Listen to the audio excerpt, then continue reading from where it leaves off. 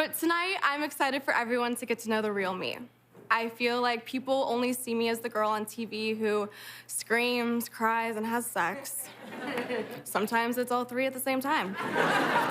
But I'm more than that. Sydney Sweeney, the Euphoria star who's become a household name, just dropped a bombshell about Hollywood's women empowering women mantra. In a raw and brutally honest interview, she called it out as fake, a glossy facade masking gossip, backstabbing, and fierce competition. She opened up about feeling attacked by those who should be allies and questioned why the industry pits women against each other. The entire industry, all people say is women empowering other women. None of it's happening. All of it is fake and a front for all the other that they say behind everyone's back. Sydney didn't mince words when she described her experience in Hollywood. All people say is women empowering other women, but none of it is happening, she said. According to her, the industry's emphasis on empowerment is often just a facade. Behind closed doors, it's a different story.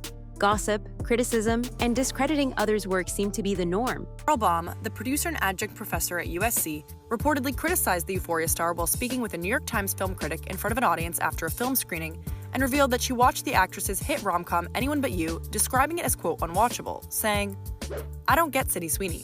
I was watching on the plane Sydney Sweeney's movie because I wanted to watch it. I wanted to know who she is and why everybody's talking about her. I watched this unwatchable movie. Sorry to people who love this movie." She recalled how veteran Hollywood producer Carol Baum once dismissed her as not pretty and claimed she can't act. Think about that for a second. This wasn't some random internet troll. It was a seasoned insider in the industry, tearing down a young actress who was working hard to carve out a place for herself.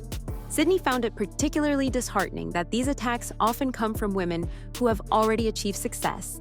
Instead of lifting the next generation, they seem to guard their spots at the top by tearing others down. With her class and asked her students to explain Sydney to her, saying, quote, "She's not pretty, she can't act, why is she so hot?" Nobody had an answer, but then the question was asked, well, if you could get your movie made because she was in it, would you do it? I said, well, that's a really good question. That's a very hard question to answer because we all want to get the movie made, and who walks away from a green light? Nobody I know. Your job is to get the movie made. And it's not just Sweeney who's felt the sting. Stars like Jennifer Lawrence and Anne Hathaway have spoken out about how women are often targeted when they're at their professional peak. There's this almost predatory instinct to knock them off their pedestal the moment they start shining a little too brightly.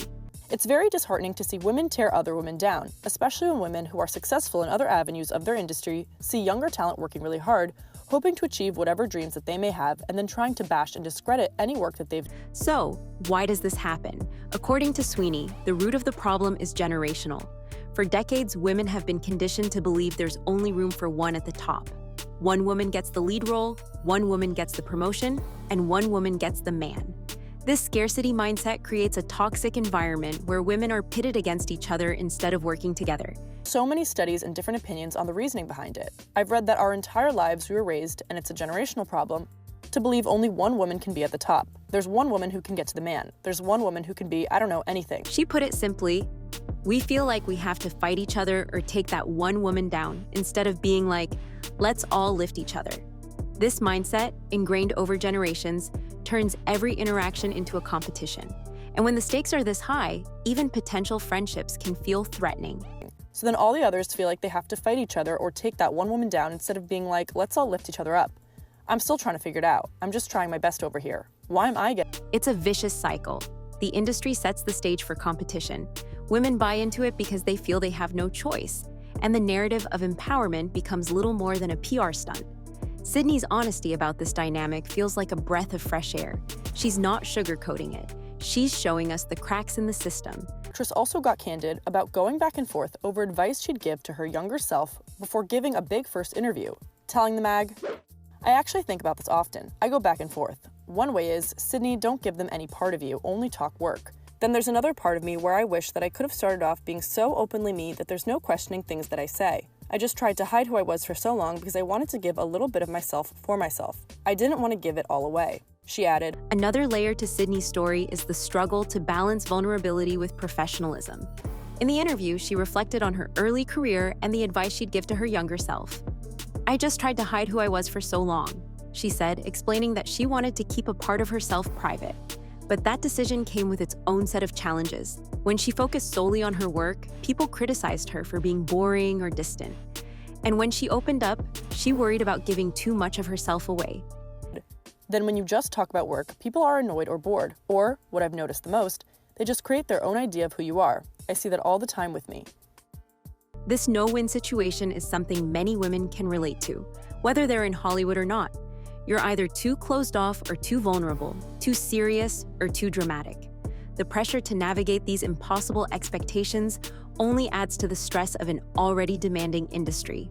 Sydney Sweeney's critique of Hollywood's fake empowerment extends beyond the entertainment industry. It highlights a societal issue where women are often pitted against each other instead of collaborating. Her message challenges us to reflect on our actions, moving from competition to genuine support. True empowerment isn't just a slogan. It's about acknowledging feelings like jealousy and choosing to uplift others. Sydney's honesty is a call to action, urging real change in how we define and practice empowerment. So, what are your thoughts on this? Let us know in the comments below.